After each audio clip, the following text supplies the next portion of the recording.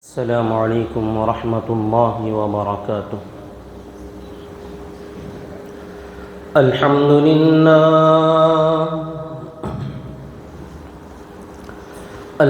لله نحمده ونستعينه ونستغفره ونؤمن به ونتوكل عليه ونعوذ بالله من شرور أنفسنا ومن سيئات أعمالنا من يهده الله فلا مضل له ومن يضلله فلا هادي له وأشهد أن لا إله إلا الله وحده لا شريك له وأشهد أن سيدنا وسندنا وحبيبنا ونبينا ومولانا محمدا عبده ورسوله. أما بعد فأعوذ بالله من الشيطان الرجيم. بسم الله الرحمن الرحيم. فقد قال الله تبارك وتعالى في القرآن المجيد والفرقان الحميد: إن أول بيت وضع للناس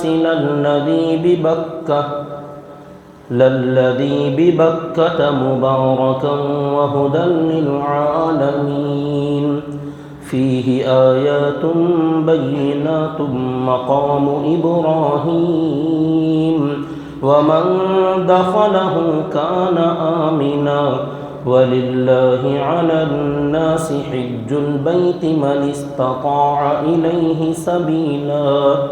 وقال في موضع آخر: وأذن في الناس بالحج يأتوك رجالا وعلى كل ضامر يأتين من كل فج عميق. صدق الله العظيم وصدق رسوله النبي الكريم ونحن على ذلك لمن الشاهدين والشاكرين والحمد لله رب العالمين. اللهم صل على محمد وعلى آل محمد كما صليت على إبراهيم وعلى آل إبراهيم إنك حميد مجيد.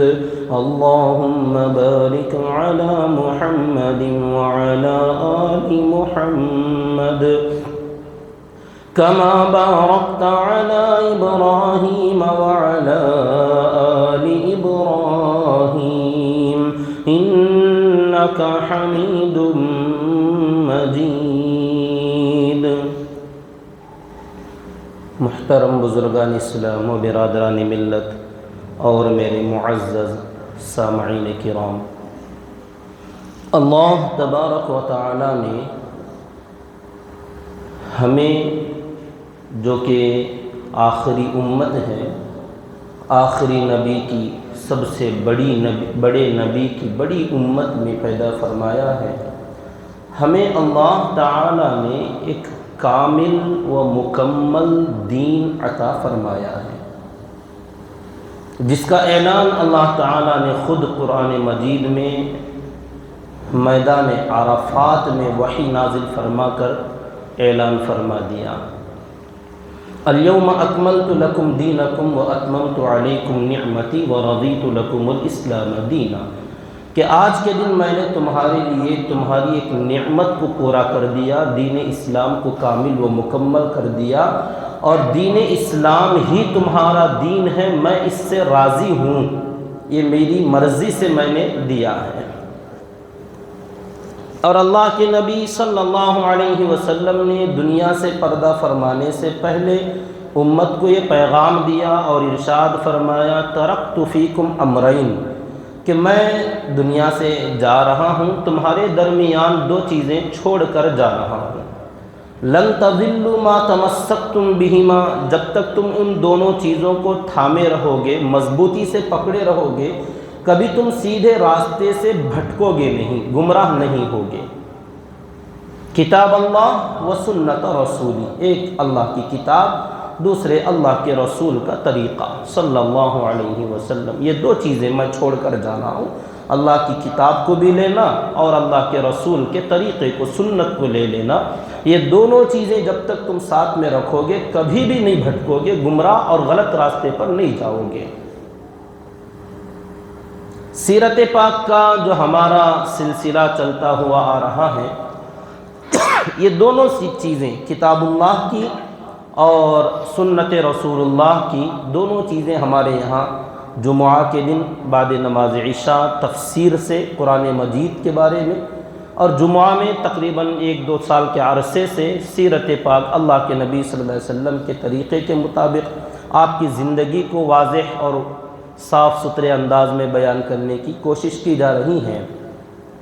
مگر وقتاً فوقتاً درمیان میں کوئی اہم مسئلہ پیش آ جائے تو اپنے اس سلسلے کو درمیان میں تھوڑا روک کر اہم مسائل کی طرف بھی توجہ دلانا اور حالات کے اوپر بات کرنا بھی ضروری ہوتا ہے، کیونکہ ایسا ہو نہیں سکتا کہ لوگوں کے درمیان کوئی ایسا اہم مسئلہ چل رہا ہو، کوئی اہم موضوع چل رہا ہو، کوئی اہم مسئلہ درپیش ہو اور ہم اپنے انہی قصوں میں یا سیرت کے اندر ہی کیوں نہ، حالانکہ فائدے سے خالی تو نہیں ہیں، لیکن اہم مسئلے کو چھوڑ کر جو اس وقت کا سلگتا ہوا مسئلہ ہے اس کے بارے میں کچھ بتائے بغیر دوسری چیزوں میں جانا، یہ عقل مندی نہیں ہوگی۔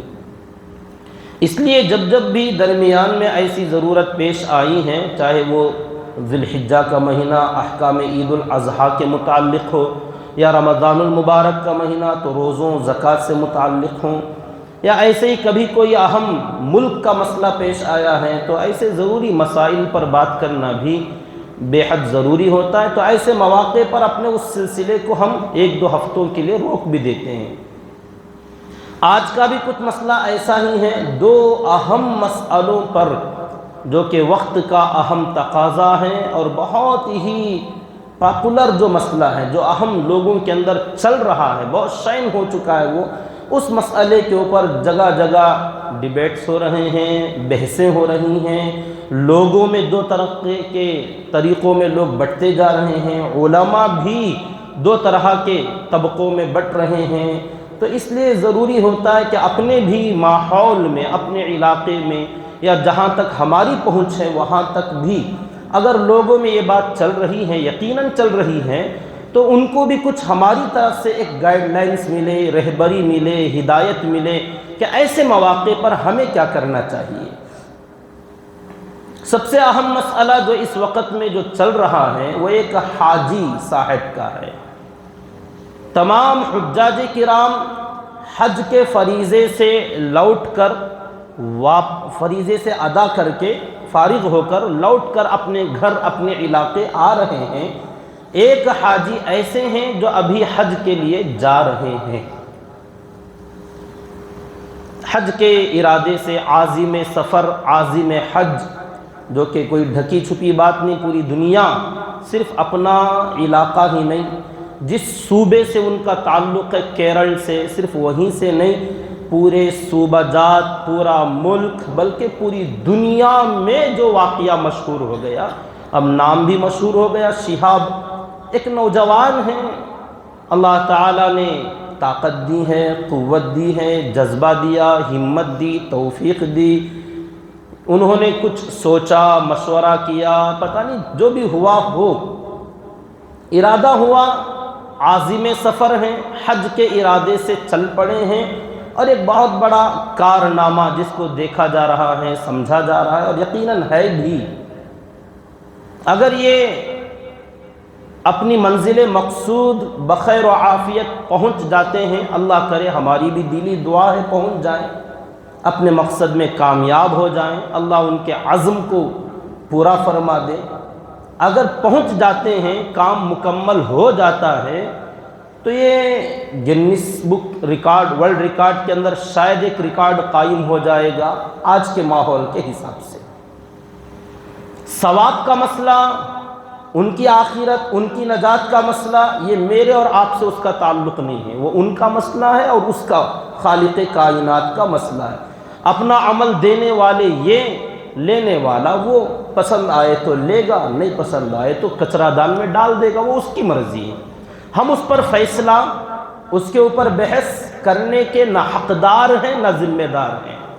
ہمیں اس کی ضرورت نہیں ہے کہ قبول ہوگا کہ نہیں ہوگا، یہ صحیح کیا کہ غلط کیا، کیا ہونا چاہیے تھا، کیا نہیں ہونا چاہیے تھا۔ ایک خواہ مخواہ سے ایک مسئلے کی بحث چھڑ گئی ہے، اور دن رات لوگوں کا اس کے اوپر یہی چل رہا ہے، لوگ اسٹیٹس میں ڈال رہے ہیں، طرح طرح کی بحث مباحثے ہو رہی ہیں۔ کچھ لوگ ہم سے پوچھتے بھی ہیں، بہت سارے پوچھتے نہیں، یا جن کا تعلق ہے وہ ان سے پوچھ لیتے ہوں گے۔ اب جوابات بھی مختلف، ہر آدمی اپنے مزاج، اپنی پہنچ، اپنے علم، اپنی سمجھ کے مطابق جوابات، کوئی اس کو صحیح کہے گا، کوئی غلط کہے گا، کوئی صحیح پر دلائل دے گا، کوئی غلط پر دلائل دے گا۔ یہ الگ مسئلے ہیں لوگوں کے۔ جو بندہ نکل پڑا ہے، نوجوان ہیں، اللہ تعالیٰ قدم قدم پر ان کی حفاظت فرمائے۔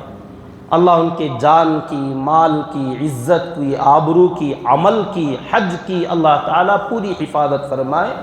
ایک لمبا راستہ ہے، 8640 کلومیٹر تقریباً سفر، جو کہ اس زمانے میں 8 کلومیٹر چلنا بھی ہم جیسے آرام پرست اور کمزور قوا اور طاقت والے لوگ سوچ بھی نہیں سکتے کہ جب سے یہ سہولیات ہمارے درمیان متعارف ہوئیں، گاڑیاں، سائیکلیں، ٹو ویلرز، کارز وغیرہ، جب سے بسیں اور ہمارے لیے ٹرین، ہوائی جہاز وغیرہ آئے ہیں، اللہ تعالیٰ نے سہولت دی ہے، تب سے یہ تکلیف اور کلفت والی محنتیں اور مشقتیں لوگ بھول بیٹھے۔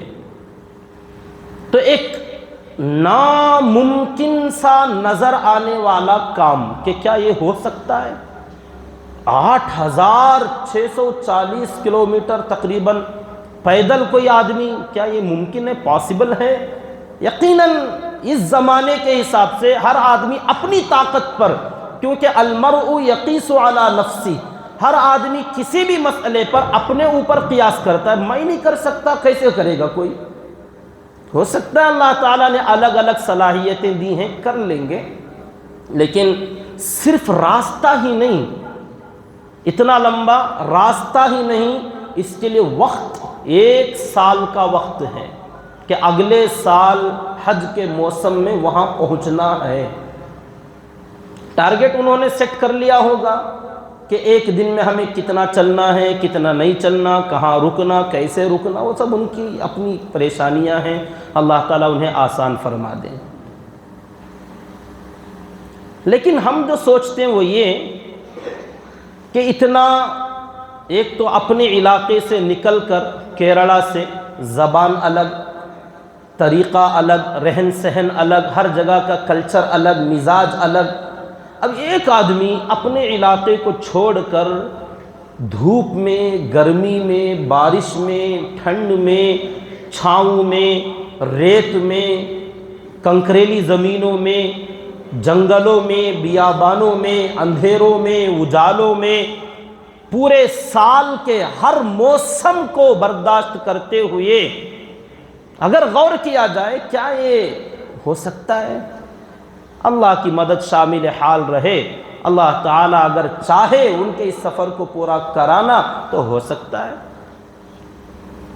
ہماری بھی دینی دعائیں ہیں، آپ حضرات بھی دعائیں کریں۔ ایک بندہ نکل پڑا ہے، اللہ تعالیٰ خیر کا معاملہ فرمائے، عافیت کا معاملہ فرمائے، ٹانگ کھچائی کا والا معاملہ نہ کریں۔ یہ چل پڑا ہے، اب ایک عمل ہے، ہونے دو، جو جا رہا ہے جانے دو، دعا کریں کہ اللہ خیر کے ساتھ اس کے عمل کو پورا فرما دے، آمین۔ ان تمام تکلیفوں کے ساتھ، مجاہدوں کے ساتھ، جیسا کہ ہم کل رات کا مسئلہ، ہمارے علاقوں کے اندر بارش، بجلیاں، کڑاکے دار گرج آوازیں، اپنے بند گھروں میں رہ کر لوگوں کا یہ حال کہ بارش میں، موسلا دھار برسات میں، بجلیوں میں، کڑاکوں میں، ایک آدمی جنگلوں بیابان میں ہے، کیا گزرتی ہوگی۔ صرف اتنا ہی نہیں، ایک تو لمبا راستہ، دوسرا موسم، تیسرے علاقے، چوتھے ملک بدلیں گے۔ پہلے تو علاقے بدلیں گے، صوبے، اسٹیٹس بدلیں گے، کیرل سے نکلتے ہوئے یہاں سے گجرات، گجرات سے راجستھان، اور وہاں سے بارڈر کراس کرتے ہوئے دوسرے ملک پاکستان، اور وہاں سے آگے ایران، عراق، کویت، اس کے بعد سعودی عربیہ۔ یہ تمام ممالک مختلف ملکوں کے اجنبی راستوں پر چلنا، اللہ رہبری فرما دے گا، جیسا کہ جگہ جگہ لوگ رہبری کر رہے ہیں۔ امید ہے کہ ہر جگہ ان کی رہبری ہوگی، لیکن کتنی بھی ہو، زبانیں الگ ہیں، طریقے الگ ہیں، ملکوں کا مسئلہ، اور ہر ملک سے پرمیشن لینا، اجازت لینا، یہ سب ہوا ہوگا، پہلے کئی سال کی پلاننگ ہوگی، یہ بیٹھے بٹھائے جانے والا کام تو نہیں ہو سکتا۔ کئی سالوں کی پلاننگ کے بعد، غور و فکر کے بعد، ہر قسم کے خطرات کی پریشانیوں کے بارے میں فیس کرنے کے بارے میں سوچ سمجھ کر تیاریوں کے ساتھ چل پڑے ہوں گے۔ اس کے علاوہ جنگلی وحشی جانور، زہریلے جانور، جگہ جگہ جنگلوں کے اندر چیر پھاڑ کر کھانے والے درندے، سام بچھو، طرح طرح کی مخلوق، ان تمام سے واسطہ پڑے گا۔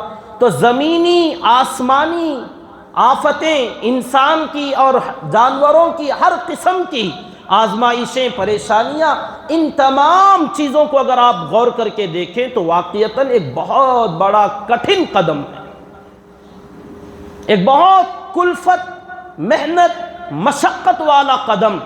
اگر یہ جانے سے پہلے بڑے بڑے دارالافتاء، مدارس، بڑے علماء سے رجوع کر کے شاید انہوں نے پوچھا ہوگا اپنے اپنے علاقوں میں، کیونکہ ہر آدمی چاہے وہ فلائٹ کے ذریعے سے ہی سفر پہ جائے، حج اور عمرے کے لیے جائے، تو اپنے آس پڑوس کی مسجد کے ائمہ سے، اپنے ملنے والوں سے بتاتے ہیں، پوچھ لیتے ہیں، کچھ تیاریاں کر لیتے ہیں۔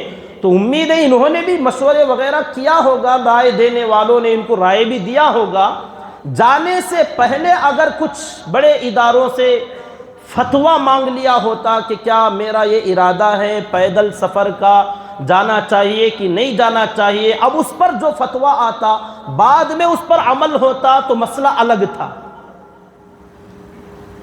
ایک بندہ چل پڑا ہے، سفر بھی بہت تقریباً پار ہوتے جا رہے ہیں، اپنا راستہ کٹتا جا رہا ہے، اب اس جانے والے بندے پر پیچھے رہنے والے لوگ مسئلے کھڑے کر رہے ہیں۔ اب ادھر والے فتویٰ پوچھ رہے ہیں، ادھر سے جواب مل رہا ہے حضرات علماء کی طرف سے کہ کوئی کہہ رہے ہیں علماء کرام کہ ہاں جانا چاہیے، قرآن مجید کی آیتیں ہیں، کوئی کہتے ہیں نہیں یہ آیت اس پر فٹ نہیں ہوتی، صحیح نہیں ہے، یہ اس کا مطلب وہ نہیں ہے۔ یہ جو بھی بحثیں ہیں، یہ ان لوگوں کی باتیں ہیں جو ان کے ساتھ جانے والے تو نہیں ہیں، ہم یہاں آپس میں بیٹھے ہوئے لوگ ہیں، اپنے اپنے گھروں میں رہ کر اس مسئلے پر بحث مباحثے کر رہے ہیں۔ اور اس میں بہت سارے لوگوں کا دل دونوں طرف بٹا ہوا ہے، کچھ ادھر ہے، کچھ ادھر ہے۔ کہنے والوں کا یہ بھی کہنا کہ ریاکاری ہے، جواب دینے والوں کا یہ بھی جواب دینا کہ تم نے دل چیر کر تھوڑی دیکھا، وہ ان کا مسئلہ اللہ بہتر جانتا ہے۔ کوئی کہتے ہیں کہ تکلیف مالا یطاق، کہ جس کی طاقت ہی نہیں ہے ایسی تکلیف اپنے اوپر ڈالنے کی ضرورت کیا تھی۔ جواب دیا جاتا ہے کہ بھئی اس بندے کے پاس طاقت ہے تبھی تو جا رہا ہے۔ تو دونوں مسئلے چل رہے ہیں، لیکن یہ مسئلہ ان کا نہیں، یہ ہمارا مسئلہ ہے یہاں بیٹھے ہوئے لوگوں کا۔ اس کا میں ایک ہی جواب دینا چاہوں گا، یہ ایسا ہی مسئلہ ہے پوچھنے والوں کا، جیسے کچھ لوگ ہوتے ہیں جن کو علماء سے، دینداروں سے چڑ ہوتی ہے، کچھ لوگ ہوتے ہیں۔ تو ایک صاحب ایک مولانا سے ملے اور ان سے کہنے لگے چھیڑنے کے انداز میں کہ اجی مولانا آپ لوگ اتنا زمانہ گزر گیا، 1400 سال گزر گئے، دنیا کہاں سے کہاں ترقی کر گئی کہ لوگ ستاروں پر چلے گئے، چاند پر چلے گئے، اتنی ترقی کر گئے، اور آپ لوگ ابھی تک وہی 1400 سال پرانی باتیں، قرآن حدیث نماز روزہ پکڑ کے بیٹھ گئے۔ دنیا کہاں سے کہاں چلی گئی اور آپ وہاں کے وہیں بیٹھے رہے۔ چھیڑنے والے، بولنے والے بولتے ہیں۔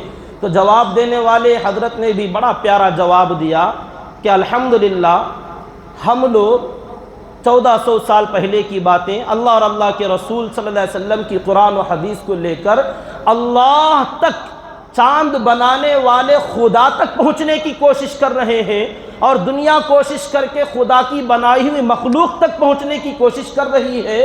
وہ بھی کامیاب کہ وہ اپنی جہاں تک جانا چاہتے تھے، اللہ کی مخلوق ہے چاند، وہاں تک جانا چاہتے تھے، چلے گئے، وہ اپنے مقصد میں کامیاب، اور ہم چاند بنانے والے خدا تک پہنچنا چاہتے ہیں۔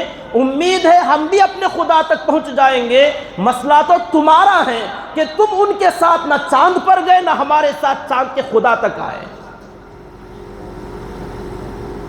تم ان کے ساتھ مل کر نہ چاند پر گئے، نہ ہمارے ساتھ مل کر چاند بنانے والے خدا تک آئے۔ مسئلہ تو تمہارا اٹکا ہوا ہے، نہ ادھر کے رہے نہ ادھر کے رہے، بیچ میں حدرتے رہے۔ مسئلہ تو تمہارا، تم اپنے اوپر رہو، ہمارے اوپر نہیں۔ بات سمجھنے کی ہے کہ ایک بندہ کام کر رہا، کرنے دو، اسے جانے دو، جو کر رہا کرے گا۔ مسئلہ میرا اور آپ کا ہے کہ ہم کدھر کے ہیں۔ نہ ہمارے اندر کوئی ایسا عزم، نہ حوصلہ کہ کچھ کریں اپنی رب کے رضا کے لیے، قوم کے لیے، کوئی ان حالات کے سدھار کے لیے، اپنے انہی نشوں کے اندر، اپنے انہی جووں کے اندر، اپنے انہی فونوں کے اندر، اپنے یوٹیوب اور اپنے فیس بک، اپنے انسٹاگرام، اپنے واٹس ایپ، ان چیزوں کے جھمیلوں میں حرام و حلال کی تمیز کیے بغیر، اور ہم ان کاموں میں لت پت ہیں۔ ایک اللہ کا بندہ عازم سفر ہو کر جا رہا ہے، ٹانگ کھینچنے پر لگے ہوئے، کیا یہ صحیح کر رہا ہے کہ غلط کر رہا ہے؟ دعا کریں اللہ تعالیٰ، ایک خبر اچھی پھیل رہی فی الحال، اللہ کرے اس کے اندر سے کوئی شر وجود میں نہ آئے۔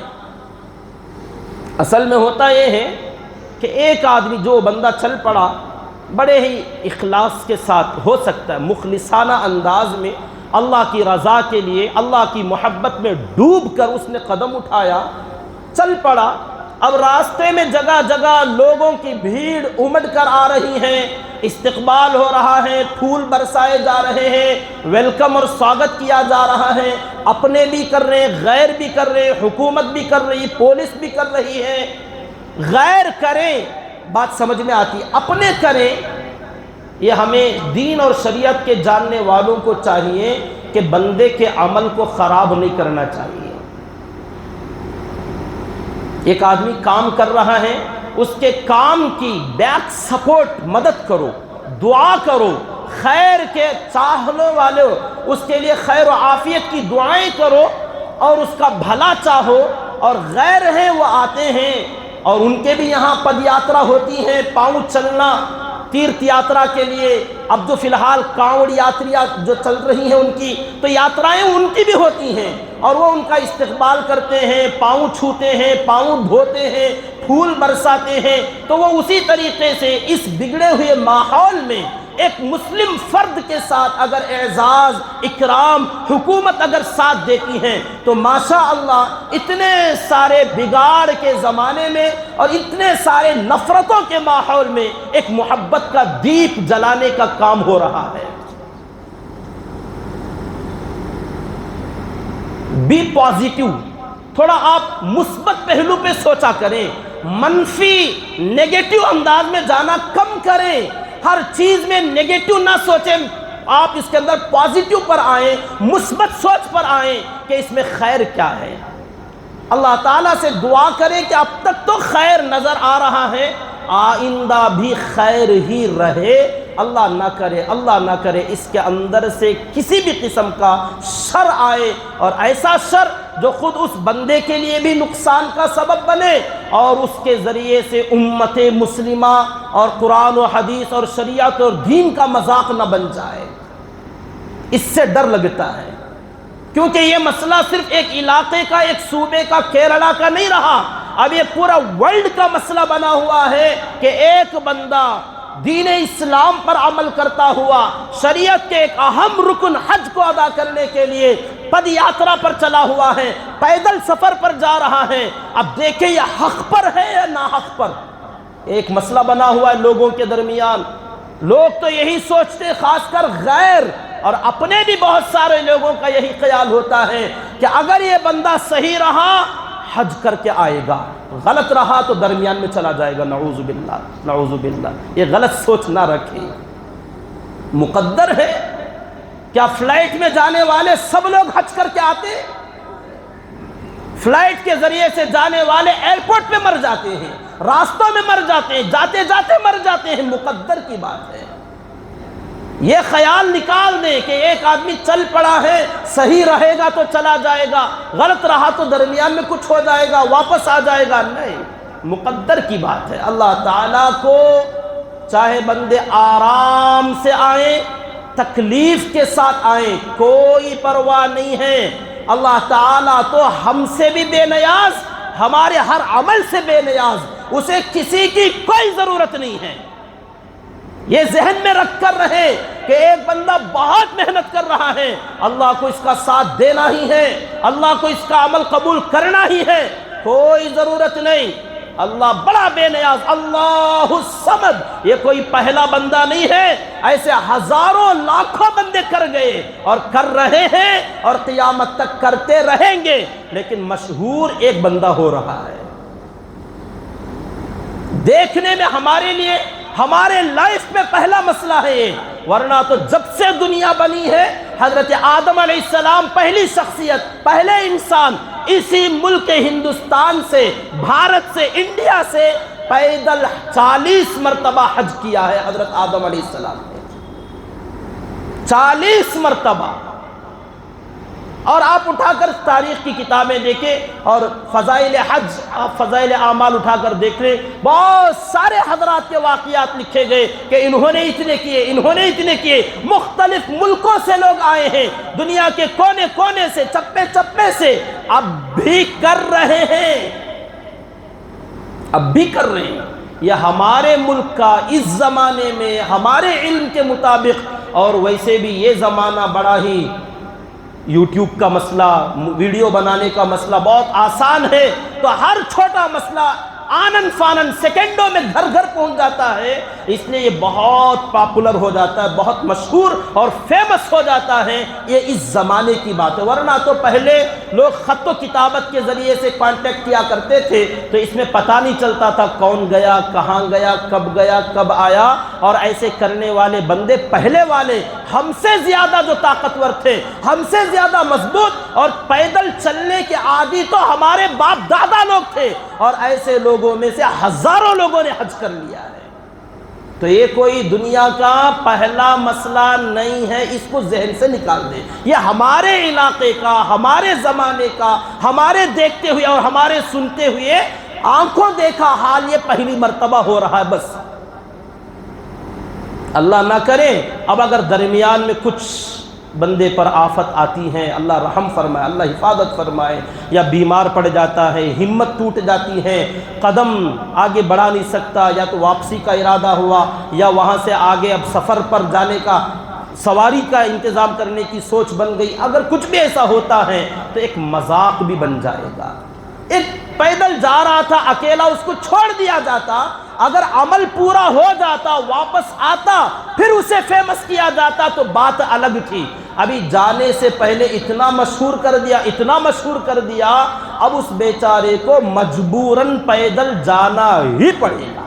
اب کرو یا مرو کا مسئلہ آ گیا ہے کہ بھئی تجھے اتنا فیمس ہم نے کر دیا، اتنا اچھال دیا، اتنا تجھے مشہور کر ڈالا کہ تجھے ہر حال میں جانا پڑے گا۔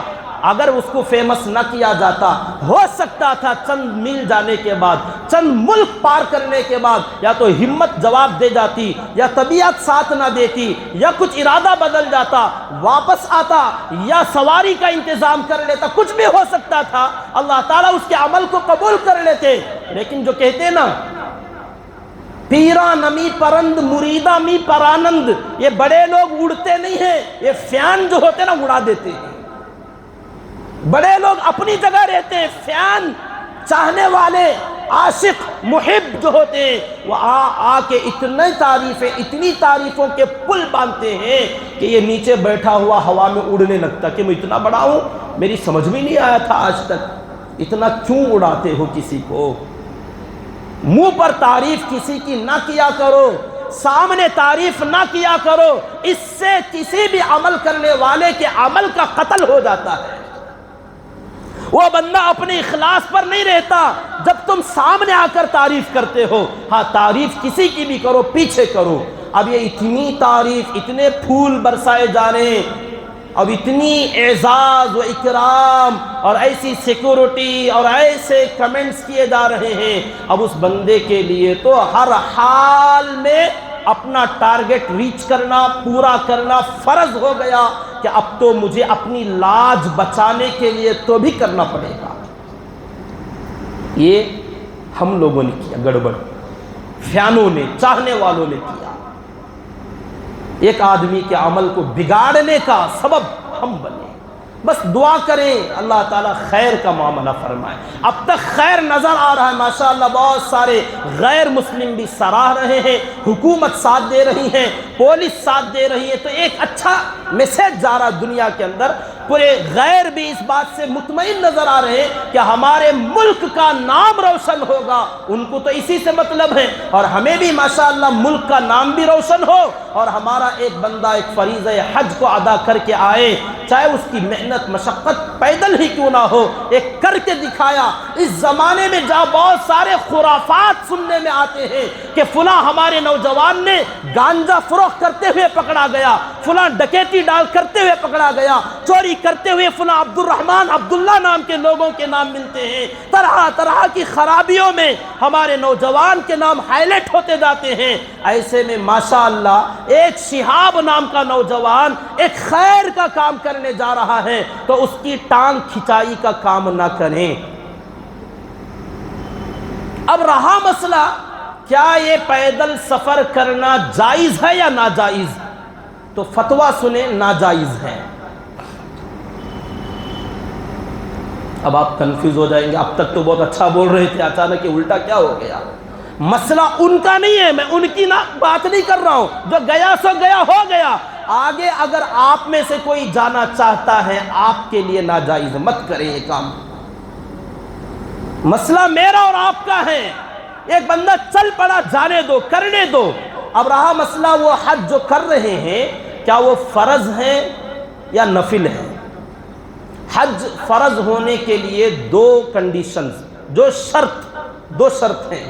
ایک شرط آدمی جہاں بھی ہیں، جس ملک میں، جس علاقے میں بھی ہیں، حج کا موسم آیا، حج کے مہینے، رمضان کا مہینہ ختم ہوتے ہی شوال، ذی القعدہ، یہ دو مہینے جو ہیں حج کے مہینے کہلاتے، ذی الحجہ میں حج ہوتا ہے، تو رمضان ختم ہوتے ہی شوال کے مہینے سے حج کا مہینہ شروع، کہ جانے والے یہاں سے جا سکتے ہیں۔ اب ان شوال اور ذی القعدہ کے دو مہینوں میں جہاں جہاں بھی مسلمان رہتے ہیں، اگر ان کے پاس اتنی طاقت، اتنی مال و دولت ہے کہ وہ زاد و راحلہ کا انتظام کر سکتے ہیں، یعنی اپنا توشہ اور اپنے اہل و عیال کے کھانے پینے کا انتظام، حج کو جا کر واپس آنے تک 1 مہینہ، 40 دن، 50 دن، جتنا بھی ٹائم لگے، اپنی بیوی، بچے، ماں باپ جو بھی اپنی ذمہ داری میں ہیں، ان سب کا خرچہ پانی، گھر کا کرایہ، گیس سلنڈر وغیرہ وغیرہ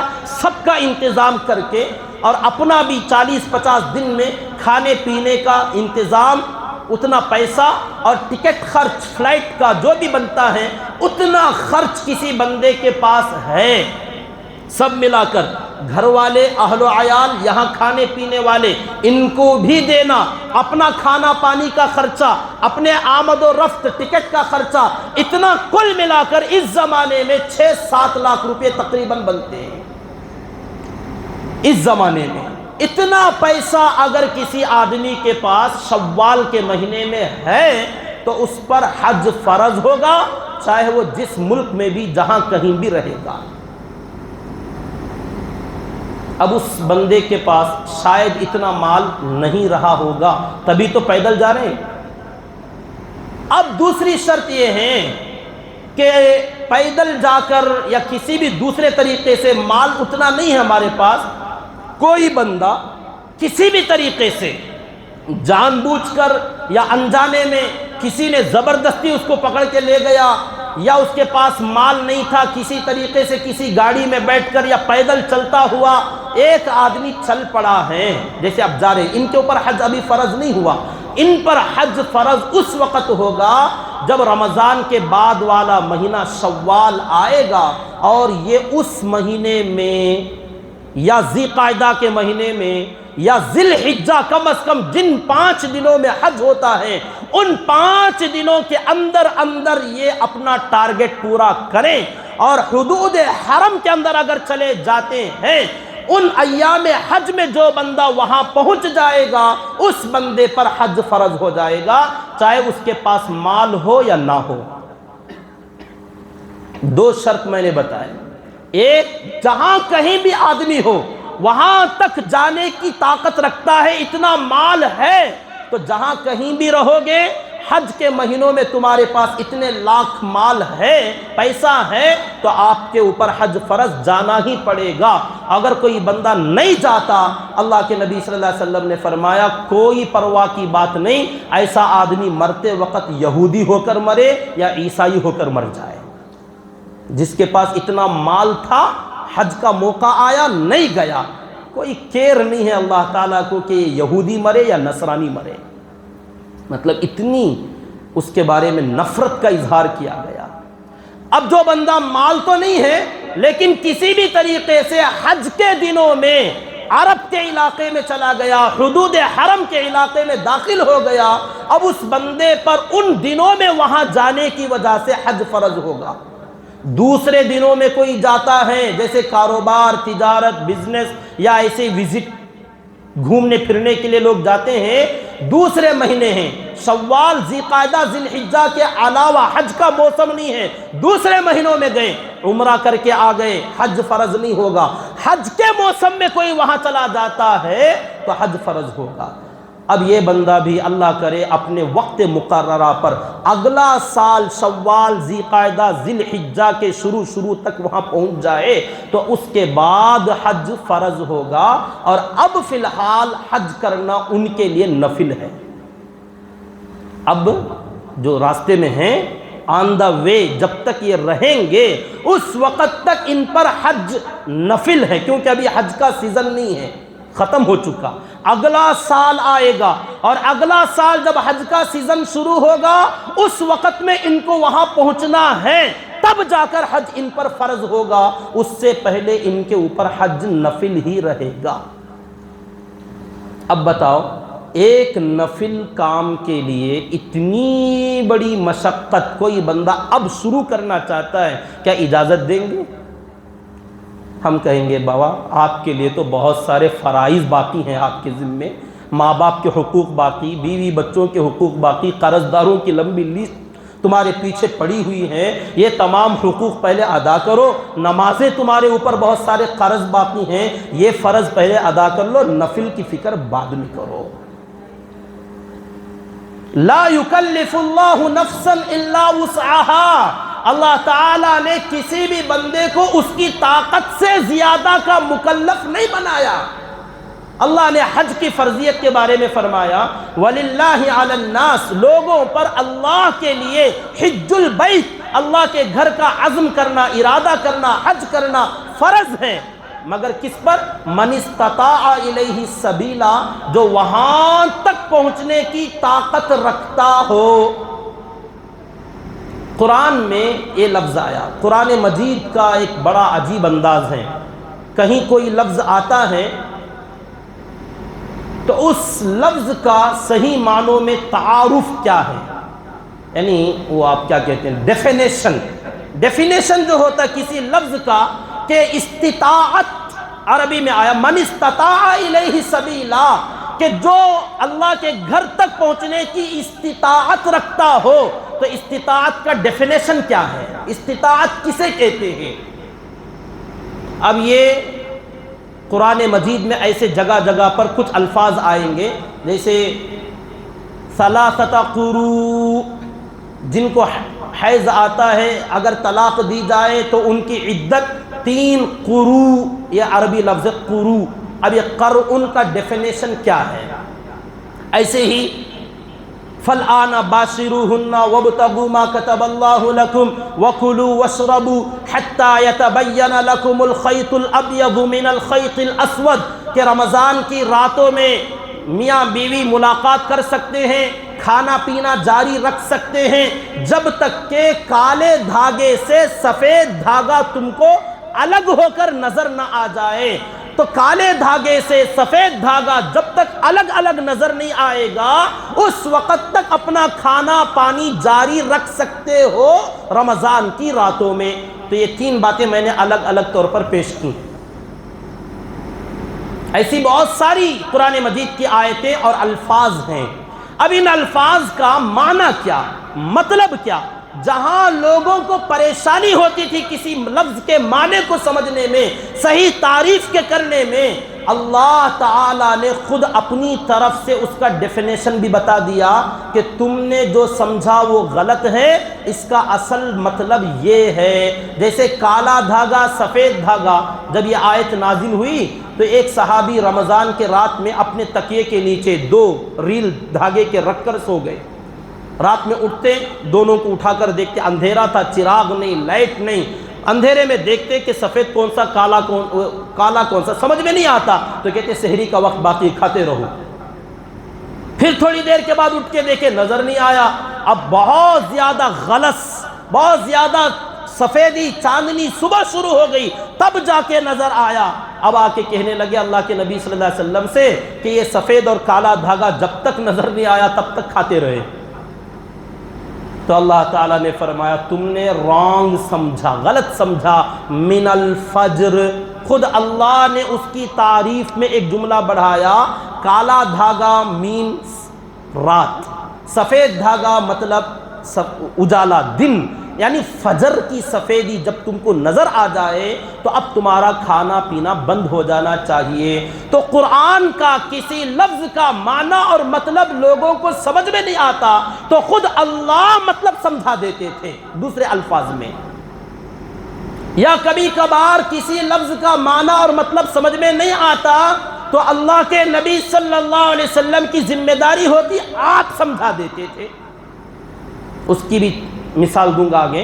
ایک اور جس کو نہ اللہ نے سمجھایا نہ اللہ کے نبی نے سمجھایا، لیکن الجھن تو تھی، سمجھ میں بات نہیں آ رہی تھی کہ 3 قروء حیض والی عورتوں کی عدت کا زمانہ ہے طلاق میں کہ 3 قروء کے بعد ان کی طلاق کی عدت پوری ہو جائے گی۔ یہ قروء کا معنی کیا، نہ اللہ نے اس کی وضاحت کی نہ اللہ کے نبی صلی اللہ علیہ وسلم نے وضاحت کی، تو بعد کے فقہاء کرام نے اس کو طے کیا۔ تو اپنی اپنی علم، اپنی فہم، اپنی پہنچ کے مطابق کسی نے حیض کہا، کسی نے طہر کہا، وہ الگ مسئلہ، فقہاء کرام نے اس کی تعریف طے کی۔ یہ علمی باتیں ہیں۔ اب یہاں جو ہے من استطاع الیہ سبیلا، اللہ کے گھر تک جو پہنچنے کی طاقت رکھتا ہے اس پر حج فرض ہے۔ تو اب لوگوں کے اوپر چھوڑ دیا جائے تو لوگ یہی کہتے ہیں کہ یہ بندہ شہاب وہاں تک پہنچنے کی طاقت رکھتا ہے، چل کر ہی کیوں نہ ہو، تو جا رہا ہے، تو جس کے پاس طاقت ہے وہ جا سکتا ہے، اللہ نے فرض کہا۔ یہ تعریف آپ کو اپنی طرف سے کرنے کی ضرورت نہیں، اللہ کے نبی صلی اللہ علیہ وسلم نے سمجھایا کہ وہاں تک پہنچنے کی طاقت رکھنے کا مطلب ہے مم ملک زادن و راحلتن، کہ جو آدمی مالک ہو توشے کا اور سواری کا، سواری اور توشہ جس آدمی کے پاس ہوگا وہ وہاں تک جانے کی طاقت رکھنے والوں میں شامل، اور اس بندے پر حج فرض ہے۔ جس بندے کے پاس توشہ تو ہے، سواری کی طاقت نہیں ہے، تو حج فرض نہیں ہوا۔ یہ خود اللہ کے نبی صلی اللہ علیہ وسلم نے اس کی وضاحت فرما دی۔ اب ایک اور آیت ہے کہ اللہ تعالیٰ نے سورہ حج 17ویں پارے کے اندر فرمایا وَأَذِّن فِي النَّاسِ بِالْحَجِّ، اے ابراہیم علیہ السلام آپ لوگوں کو حج کا اعلان کیجئے، یأتوک رجالاً، کہ لوگ آپ کی بلانے پر، پکار پر حج کے لیے آئیں گے، پیدل، رجالن پد یاترا، پیدل چلتے ہوئے لوگ آئیں گے، وعلی کل ضامر یأتین من کل فج عمیق، اور دوسرے نمبر پر دور دراز علاقوں سے جانوروں پر سوار ہو کر، کہ اتنی دوری سے آئیں گے کہ ٹیڑے میڑے راستے، اونچ نیچ والے راستوں سے آ کر ان کی سواریاں دبلی پتلی ہو جائیں گی، اتنی دوری سے آئیں گے۔ تو اس آیت میں اللہ تعالیٰ نے پہلے حج پر آنے والوں کے لیے پیدل آنے والوں کا تذکرہ پہلے کیا، سواری پر آنے والوں کا تذکرہ بعد میں کیا۔ تو اس سے بھی بعض لوگوں نے سمجھا کہ دیکھو پیدل سفر کرنا اللہ کو پسند ہے،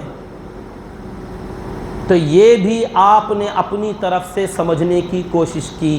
حضرات علماء خود اللہ کے نبی صلی اللہ علیہ وسلم سے اگر پوچھیں، آپ صلی اللہ علیہ وسلم جو مدینہ منورہ تقریباً 500-550 کلومیٹر کی دوری ہے مکہ مکرمہ سے، آپ نے جو اپنا حجۃ الوداع فرمایا، وہاں سے یہاں تک آنے میں آپ نے اپنی اونٹنی قصوہ کا استعمال فرمایا۔ آپ خود سواری پر سوار ہو کر حج میں آئے، اور آپ نے خانہ کعبہ کا طواف جو کیا اونٹنی پر سوار ہو کر کیا۔ آپ عرفات کے میدان میں اپنی اونٹنی پر سوار تھے۔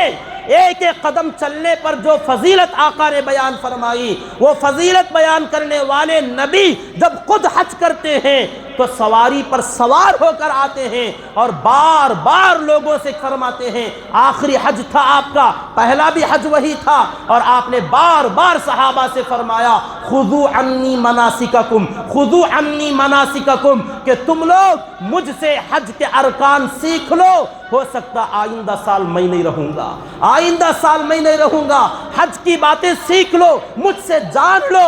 آقا ایک ایک قدم کی فضیلت رکھنے کا ثواب بتانے والے خود حج کے لیے آئے تو سواری پر سوار ہو کر آئے۔ تو کیا قرآن کی آیت جو اللہ فرماتے پیدل آنے والے پہلے اور اللہ کے نبی سواری پر سوار ہو کر آ رہے ہیں، تو کیا ان دونوں میں تضاد، ٹکراؤ، آپس میں مقابلہ ہو رہا ہے؟ اللہ کہتے پیدل آؤ، نبی کہتے میں سواری پر آ رہا ہوں، اور لوگوں سے کہہ رہے کہ جس آدمی کے پاس توشہ ہو اور جس آدمی کے پاس سواری کی طاقت ہو اس پر حج فرض ہوتا ہے، اور اللہ کہتے جس کے پاس طاقت ہو اس پر حج فرض ہوتا ہے۔ تو کیا قرآن اور حدیث میں ٹکراؤ، اللہ اور اللہ کے نبی میں ٹکراؤ؟ نعوذ باللہ من ذالک، ایسا کبھی نہیں ہوا۔ قرآن وہی کہتا ہے جو نبی کہتے ہیں، نبی وہی فرماتے جو اللہ فرماتا ہے، ان دونوں میں کبھی ٹکراؤ اور تضاد بیانی نہیں ہوتی، یہ ہماری سمجھ کی غلطی ہے۔ پھر کیا مطلب ہے اس کا؟ مطلب یہ ہے کہ پیدل آنے والوں کا تذکرہ اللہ نے پہلے کیا، کیونکہ پیدل اکثر و بیشتر جو لوگ آتے ہیں وہ قریب قریب رہنے والے لوگ آتے ہیں۔ اذان کی آواز سب سے پہلے کسے سنائی دیتی ہے؟ قریب میں رہنے والے، اور یہ قریب رہنے والے پیدل آ جائیں گے۔ مسجد کے لیے بھی آقا کا یہی فرمان ہے کہ اپنے اطراف و اکناف کے رہنے والے لوگ اپنی مسجدوں کو جب آئیں تو پیدل آئیں، چھوٹے چھوٹے قدم رکھ کر آئیں، تاکہ تمہارے چھوٹے قدم کی وجہ سے ایک ایک قدم پر تمہاری ایک ایک نیکی میں اضافہ ہو، ایک ایک خطا جھڑ جائے، ایک ایک درجہ بلند ہو جائے۔ مگر جو لوگ دور رہتے ہیں ان کے لیے سواری پر آنے کی اجازت بھی ہے۔ عیدگاہ جاؤ، جو پیدل جا سکتے ہیں پیدل جاؤ، اور جو معذور ہیں، بوڑھے ہیں، کمزور ہیں، بیمار ہیں، اجازت ہے سواری پر جاؤ۔ جب اللہ تبارک و تعالی کسی بھی مسئلے میں اجازت دے دیں، آسانی فرما دیں، بندے کو اپنی طرف سے تکلیف مالا یطاق، زبردستی اپنے اوپر ایسی تکلیفیں مول لینا نہیں چاہیے۔ ایک اور مثال دے دیتا ہوں۔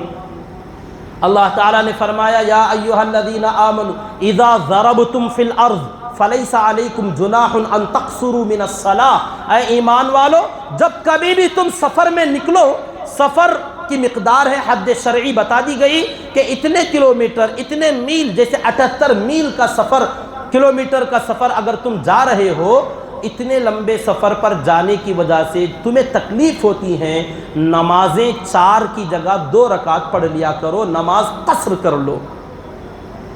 پہلے زمانے میں بات سمجھ میں آتی تھی کہ پیدل تھا، سواری تھی، جو گھوڑے جانور وغیرہ، مشقت ہوتی تھی تو لوگ نمازیں 4 کی جگہ 2 پڑھتے۔ اب تو بسوں میں، ٹرینوں میں، ہوائی جہاز میں بڑے مزے کے سفر ہیں، کاروں کا سفر ہے، ایئر کنڈیشن میں جا رہے ہیں، کوئی پریشانی نہیں ہے، تو کیا نماز سفر کی حالت میں 4 پڑھنا کہ 2 پڑھنا؟ اگر آپ سفر شرعی پر جا رہے ہیں، 78-70 پر 8 کلومیٹر سے زیادہ کا سفر آپ کا ہے، چاہے آپ کتنا ہی آرام کا سفر کیوں نہ کر رہے ہوں، قصر کریں گے، 4 رکعت نہیں پڑھیں گے، 2 پڑھیں گے۔ کیوں؟ جب اللہ نے تمہاری دعوت کی تو تم دعوت قبول کیوں نہیں کرتے؟ جب اللہ نے اپنا حق معاف کر دیا تو تم کون ہوتے ہو زبردستی اپنے اوپر ڈالنے والے؟ یہ بڑوں کو پسند نہیں آتا کہ بڑا دعوت کرے اور چھوٹا کہے میں نہیں آتا، لوگ ناراض ہو جاتے ہیں کہ میں بلایا آئی نہیں۔ اللہ جب کسی بندے کو دعوت دے کہ میں نے کہا 2 پڑھ لے، وہ کہتا میں 4 پڑھوں گا، اچھا اتنی طاقت تجھے، اللہ ناراض ہو جاتے ہیں۔ تو جس بندے کو اللہ تعالیٰ نے جتنا مکلف بنایا ہے اتنے کے پابند رہیں۔ نمازوں کا حکم دیا، نماز نہیں پڑھتے، جن چیزوں کے کرنے کا حکم دیا اللہ تعالیٰ نے وہ نہیں کرتے، بڑے بڑے کام کرنے کی سوچ رکھتے ہیں اور خواہ مخواہ سے ایسے کام کرنے۔ ایک بندہ جو جا رہا، میں اس کی بات نہیں کر رہا ہوں، یہاں رہنے والے لوگوں کی بات کر رہا ہوں۔ آئندہ کوئی آدمی ایسا قدم نہ اٹھائے، اس کے لیے یہ بات جائز نہیں ہے۔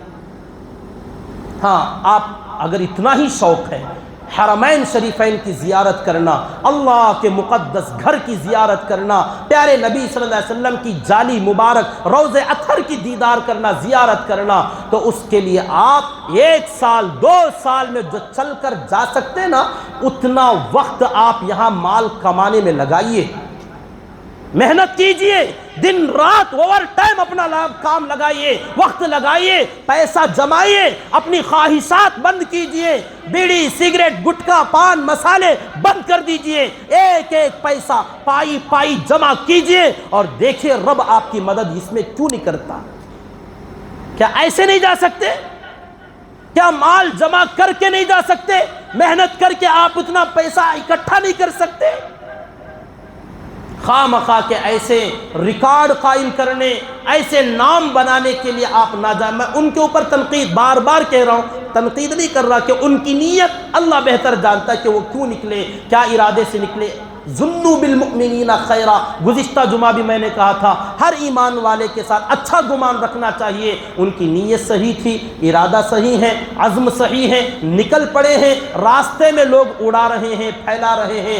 ہم نے بھی کچھ کلپ ان کے دیکھے، لوگوں سے ملنے سے بھی کتراتے ہوئے، لوگوں سے پیچھا چھڑاتے ہوئے جا رہے ہیں۔ یہ وسواس الخناس، جو اللہ نے فرمایا خناسوں کے وسوسے سے اللہ کی پناہ چاہو۔ وہ کون ہے خناس؟ من الجنت والناس، شیطان بھی ہے، انسان بھی ہیں، جو کسی بندے کو اچھا کام کرتے ہوئے دیکھتے ہیں تو اس کے بیچ میں وسوسے ڈالنے چلے جاتے ہیں۔ اللہ اس بندے کی قدم قدم پر سب سے پہلے نیت کی حفاظت فرمائے، عمل کی حفاظت فرمائے، جان و مال کی حفاظت فرمائے، خیر و عافیت کے ساتھ پوری دنیا میں اسلام کا جھنڈا بلند کرنے کی اللہ تعالیٰ اس بندے سے ایک توفیق دے، کام لے لے، اللہ تعالیٰ اس بندے کی اس عمل کو قبول فرما لے، اور اس کے نتیجے میں ہم مسلمانوں کا، دین اسلام کا اور ہمارے ملک کا نام روشن ہو جائے، اور اس کے اندر سے کوئی شر وجود میں نہ آئے۔ بس ہم اللہ تعالیٰ سے یہی دعا کرتے ہیں، آئندہ کوئی بندہ ایسا کام کرنا چاہتا ہے تو اسے ہم روکتے ہیں۔ یہ 2 باتیں میں نے انصاف کے ساتھ کی ہیں، کھری کھری بات میں نے کی ہے۔ ہم کسی کی طرفداری میں غلط کو صحیح نہیں بتا سکتے اور کسی کے دباؤ میں آ کر صحیح کو غلط نہیں بول سکتے۔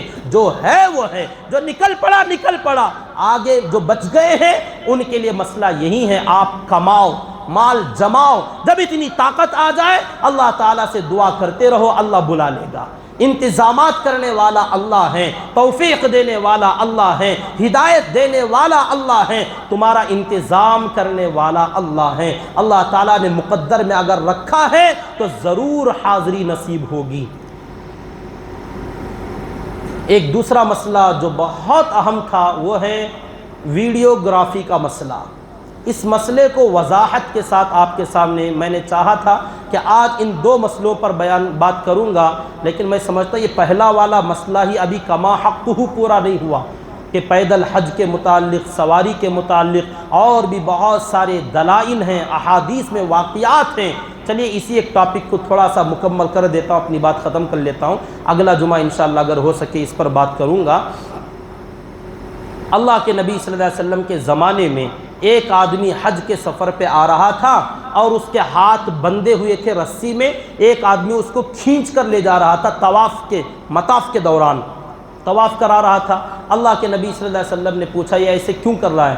کہا اس آدمی کی آنکھیں نہیں ہیں، یہ کہیں بھیڑ میں بھٹک جائے گا، جدا ہو جائے گا، اس لیے ہم اس کے ہاتھ باندھ کر رسی پکڑ کے کھینچ رہے ہیں۔ آپ نے رسی کاٹ دی اور فرمایا ہاتھ پکڑ کر کھینچو۔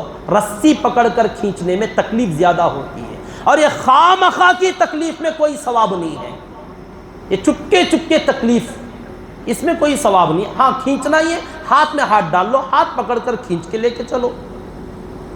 ایک عورت نے پیدل سفر کرنے کی منت کی، اور منت جو ہوتی ہے اگر صحیح کام کی منت ہو تو وہ فرض ہوتا ہے۔ نماز پڑھنے کی منت یعنی نفلیں، کہ میرا کوئی کام بن گیا تو 10 رکعت نفل نماز پڑھوں گا یا پڑھوں گی، کوئی نیت کر لے، صحیح کام ہے، اگر وہ کام ہو گیا تو یہ نفل نہیں فرض ہو جائیں گے۔ اب روزے رکھنے کی منت کر لیے وہ فرض ہو جائیں گے۔ تو ایک عورت نے منت مانی کہ میں پیدل حج کروں گی، اور اللہ کے نبی صلی اللہ علیہ وسلم سے پوچھوا بھیجا، سوال کرایا کہ میں نے منت کی ہے، کیا اب میں اپنی منت پوری کروں؟ تو آقا نے جواب میں فرمایا اللہ کو تیرا پیدل چلنا پسند نہیں ہے، کوئی ضرورت نہیں ہے تیرے پیدل چلنے سے، اپنی منت توڑ دے۔ حج فرض تھا، یہ منت کرنے کے بعد حج کرنا فرض ہو جاتا ہے۔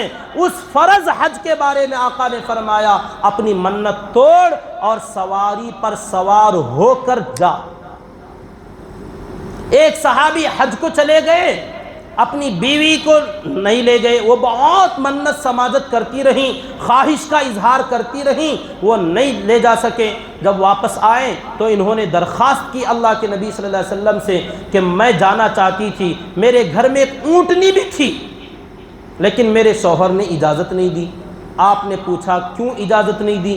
کہا وہ اونٹنی صدقے کی تھی، اب صدقے کے مال پر میں اسے کیسے سواری کراتا؟ اللہ کے نبی صلی اللہ علیہ وسلم نے فرمایا اللہ کے بندے، صدقے کا مال تھا اور یہ سفر بھی تو اللہ ہی کا راستہ تھا، اس بیچاری کو سفر کرا دیتے تو کیا مذائقہ تھا۔ اب وہ پیدل لے کر نہیں گئے، سواری کے بارے میں بتا رہے، اور آقا نے اجازت دی، یہ نہیں کہا تھا کہ سواری نہ ملی تو کیا ہوا پیدل آ جاتی۔ اللہ کے نبی صلی اللہ علیہ وسلم نے جو دین اسلام ہمیں سمجھایا، ہمیں اتباع اپنے نبی کا کرنا ہے، اپنی خواہشات کا نہیں، اپنے جذبات کا نہیں۔ چاہے تمہارا جذبہ کتنا ہی اچھا کیوں نہ ہو، نبی سے اچھا جذبہ کسی کا نہیں ہو سکتا۔ طریقہ نبی کا ہونا چاہیے، چاہے وہ کتنا آسان کیوں نہ ہو۔ پہلے بھی کئی مرتبہ بتا چکا ہوں، 3 صحابہ آئے، اللہ کے نبی صلی اللہ علیہ وسلم کا عمل معلوم کیا ازواج مطہرات سے کہ ہمارے نبی کا طریقہ کیا ہے، طریقہ بتایا گیا۔ تو ایک صحابی نے یہ ارادہ کیا کہ گناہوں سے بچنے کے لیے میں اپنے آپ کو خسی کرا لوں گا، جیسے جانوروں کی خسی کی جاتی ہے۔ تو ایک صحابی نے یہ ارادہ کیا شہوت سے بچنا، بدنظری سے بچنا، زنا سے بچنا اگر ہے تو مجھے اچھا یہی لگتا ہے کہ میں خسی ہو جاؤں گا۔ اللہ کے نبی صلی اللہ علیہ وسلم سے پوچھا تو آپ نے سختی سے منع فرمایا یہ کام بالکل نہ کرنا، بلکہ اگر تم بچنا چاہتے ہو تو روزے رکھا کرو۔ بدل بتایا کہ اتنی سختی اپنے آپ پر نہ کرو۔ ایک صحابی نے ارادہ کیا نکاح ہی نہیں کروں گا، دن بھر روزہ، رات بھر نفلیں پڑھتا رہوں گا۔ آقا نے بلا کر ڈانٹا تمہارے جسم کا تمہارے اوپر حق ہے، رات میں تھوڑی دیر سو جایا کرو، تھوڑی دیر تہجد پڑھ لیا کرو، اور دن میں کبھی ایک دن روزہ رکھ لیا کرو، کبھی ایک دن چھوڑ دیا کرو، نفل روزوں کی بات ہے۔ تو جن لوگوں نے اپنے آپ پر زبردستی کچھ ڈال لینا چاہتے تھے کہ لگاتار صوم دہر، صوم وصال، کنٹینیو ہم روزہ رکھیں گے، ایک دن بھی روزہ نہیں چھوڑیں گے نفل، اور رات بھر نفلیں پڑھیں گے۔ آقا نے منع فرمایا ایسا کرنے کی اجازت نہیں، تھوڑی دیر سو جاؤ، تمہارے جسم کا حق ہے، تمہاری بیوی کا حق ہے، تم کبھی روزہ رکھو نفل، کبھی چھوڑ دو، اپنے آپ کو خسی نہ کرو، ایسی تکلیفوں سے بچو۔ اور کوئی آدمی ہماری شریعت کے اندر رہبانیت نہیں ہے، جیسے پہلے زمانے کے اندر اللہ والا بننے کے لیے لوگ جنگلوں میں چلے جایا کرتے تھے، معاشرہ چھوڑ دیتے تھے، علاقے چھوڑ دیتے اور جنگلوں میں جا کر راہب بن جاتے تھے۔ اللہ کے نبی صلی اللہ علیہ وسلم نے منع فرمایا، میری امت میں، میرے دین میں، اس مذہب کے اندر لا رہبانیہ، رہبانیت نہیں ہے۔ ایسا معاشرہ چھوڑ کے بھاگ نہ جانا، بیوی بچوں کے درمیان رہنا، ماں باپ کے درمیان رہنا، اللہ کے نبی کے احکامات پر عمل کرنا، یہ بڑا کمال ہے۔ کمال وہ نہیں کہ سب کچھ چھوڑ چھاڑ کے جنگل میں جا کر بیٹھ گئے، کمال تو یہ ہے کہ بیویوں کے ساتھ، بچوں کے ساتھ، ماں باپ کے ساتھ نماز، روزہ، تلاوت، ذکر، نفل، صدقہ، خیرات، یہ سب کام کوئی بندہ کر رہا ہے، تو اس سے بڑا کمال کسی کا نہیں ہو سکتا۔ تو میرے بھائیوں، ایسے بھاری بھاری کام کرنے کی کوشش نہ کریں، ایسے بھاری بھاری سوچ نہ رکھیں، بلکہ اللہ کے نبی صلی اللہ علیہ وسلم نے الدین یسر، دین بڑا آسان ہے، یہ کہہ کر ہمیں سمجھایا۔ پہلے زمانے کے حساب سے اللہ تعالیٰ نے ان کے جسم مضبوط بنائے، انتظامات کم رکھے۔ ہمارے زمانے کے حساب سے جسم کمزور لیکن سہولتیں زیادہ بنائیں۔ تو ہر زمانہ، ہر علاقہ، ہر موسم کے حساب سے اور ہر آدمی کے مزاج کے حساب سے اللہ تعالیٰ نے پہلے والوں کی طاقتیں اچھی رکھیں، سہولتیں کم دیں۔ ہماری طاقتیں کم بنائیں، سہولتیں بڑی شاندار بنائیں۔ تو اللہ کی نعمت سے فائدہ اٹھائیں، اللہ کی نعمتوں کا انکار نہ کریں، زبردستی اپنے آپ پر ایسی کلفتیں، مشقتیں اوڑھ نہ لیں۔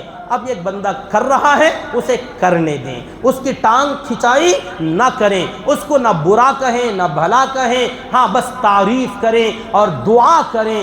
میں بھی دعا گو ہوں، اللہ تعالیٰ اس عازم سفر شہاب کی اللہ تعالیٰ قدم قدم پر حفاظت فرمائے، خیر و عافیت کے ساتھ حج کو مکمل فرما دے، اور اللہ تبارک و تعالیٰ ہم تمام عاشقان خدا، عاشقان رسول کو مرنے سے پہلے ایک نہ ایک بار حرمین شریفین کی زیارت کی سعادت نصیب فرما دے، آمین۔ وآخر دعوانا ان الحمدللہ رب العالمین۔ آپ حضرات سے گزارش ہے، جاتے ہوئے مسجد کے اخراجات کے لیے خوب دل کھول کر تعاون کرتے ہوئے جائیں۔ جمعہ کی نماز کے بعد جنازہ بھی ہے اور ایک نکاح بھی ہے، پہلے جنازہ ادا کر دیا جائے گا انشاءاللہ، اس کے بعد نکاح خوانی ہوگی، آپ دونوں میں شرکت فرمائیں۔ جو حضرات سنت نہیں پڑھے وہ سنت پڑھ لیجیے۔